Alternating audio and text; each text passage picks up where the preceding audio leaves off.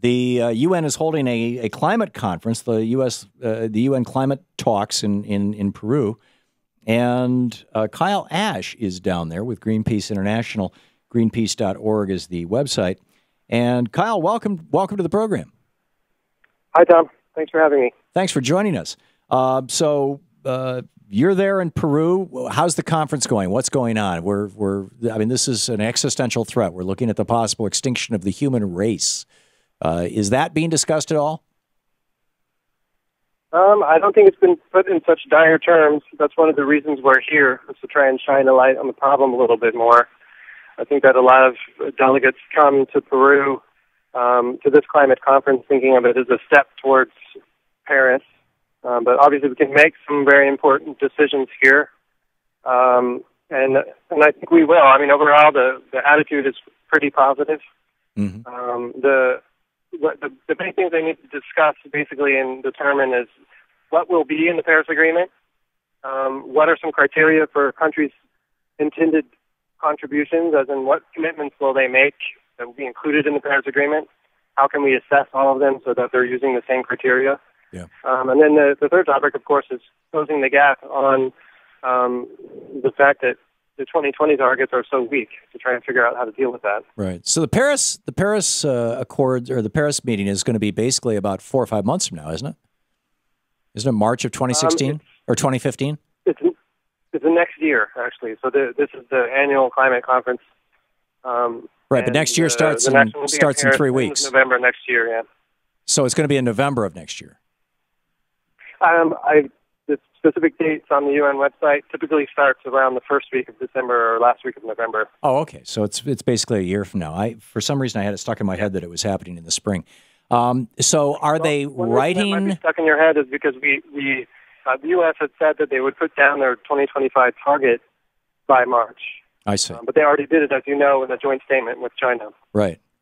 So is is what's going to be laid out in a year from now in Paris, the big meeting, is that being hammered out right now in detail, or are these broad roadmaps, statements of principle kind of things? There's that preamble text, that kind of wordy language that they need to figure out what principles they agree on. But they're also basically putting down options that countries insist on being considered for being in the treaty. So it's what people want to be negotiated over the next year.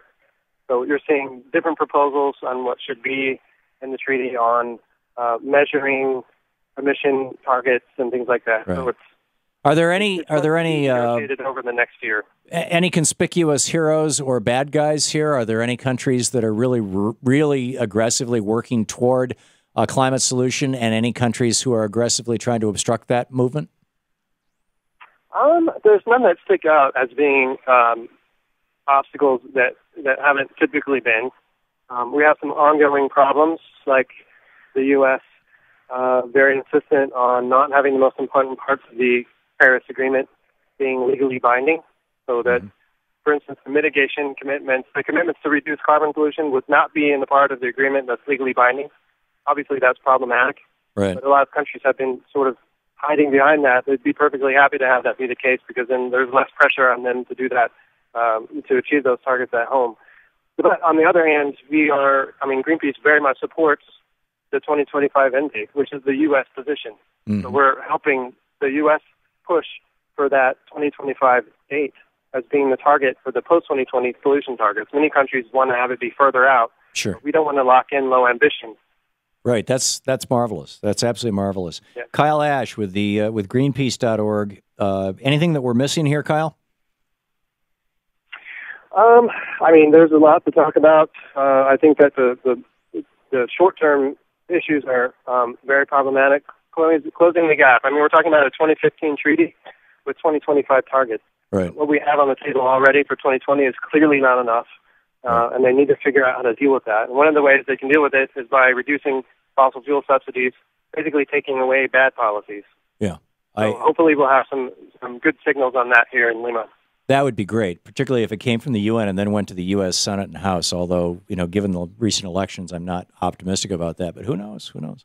Kyle Ash with Greenpeace, greenpeace.org. Thank you, Kyle. Yep, thank you, Tom. Great talking with you.